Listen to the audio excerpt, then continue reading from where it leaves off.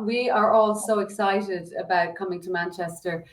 Listen, when I left drama school, I left Guildhall a long, long time ago, and the Manchester Royal Exchange was at the top of my list of the theatre that I wanted to work at because I love Maxine Peake, and she had done so many brilliant shows there, and I'd seen so many brilliant shows. Anyway, I'd seen so many brilliant shows there, and I really wanted to go there. And now, finally, I'm going to get to play Manchester Royal Exchange. So it's a major highlight for me. Oh, well, I love Maxine Peake too, and I also love the Royal Exchange. What I think about the Royal Exchange is being in the round. It feels really intimate. And do you Yeah. think, that intimacy is really going to lend it to this Oh, production?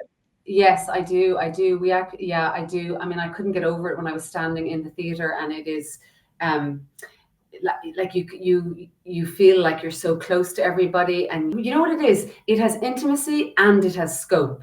So so all your thoughts, you have to look up to the heavens for your thoughts, because everybody, because there's so many levels. And I just think our set, because we have rehearsed in the round, because we've come from Sheffield where it was in the round, it's perfect for the Royal Exchange. And it is such an intimate play, but yet it's dealing with big, big stuff. So I think it's a perfect space for it. Well, tell us about the play for anyone who doesn't know it, because it really does center around the sisters, doesn't it? The Yeah. Monday sisters. Yeah. The Mundy sisters, five sisters living in 1930s rural Ireland in Donegal. You can't get more west, northwest.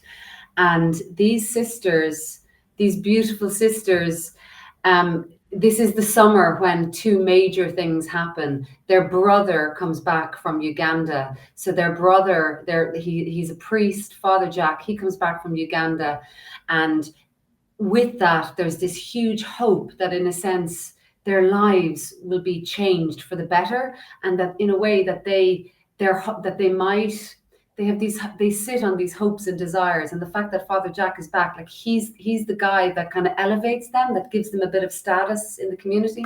And with him coming back, they feel like their lives are going to change. But what they don't realize is it changes for the worst. And then you have the other really important thing that happens this summer, the summer of 1936, is that Jerry Evans comes back, and he is he's Michael's father, and Michael is the narrator of the play. And because we have one of our sisters has had a child out of wedlock, it's a big elephant in our play. It's a big deal amongst these sisters in the 19. I mean, there's so many themes that are in there, and it's all there's that nostalgia and the memory play of it, because you Yeah. said you've got Michael at the start, who's a narrator, but Michael is 7, isn't he, Yeah, in Michael is 7 in 19? the play, but the play begins with Michael remembering this summer. And so he basically casts a spell over the audience, over us. He conjures up these five sisters and this uncle, this Father Jack, and his father who returns, Jerry Evans. And then the play begins. And you know, it's a play set in a kitchen, but yet it's a play, it's so universal. It's a play about love, grief, hope, duty. I know our director Elizabeth Newman talks a lot about duty, but this is the thing, like are these women are doing what's right for the family all the time, which means that they have sat on their own wants and desires. And everybody can relate to that, can't they? Absolutely. And I think, the 5 of them, there'll be bits of people in those 5 that they go, oh, I'm a little bit more like her. And Yeah, you're Margaret, Maggie. Now yeah, she tries to kind of make everyone feel better, and a joker. And I think yeah. probably that the character it goes through that journey herself. That's a harsher journey, really, isn't it? Yeah, oh, Maggie is such a beautiful character, because I like to think that Maggie is the sister who, Maggie puts her arms metaphorically and physically around everybody. That's her job. And then she does that with warmth and love, but she also does it with jokes. She keeps them all buoyant. She uses her humor as a way to deflect and to galvanize. She's constantly galvanizing the family. And I think she takes a battering as a result, but they all do. All the sisters take a battering. Like, you know, everybody has their own tragedy. But there's great humor in the play. There's great humor in the play.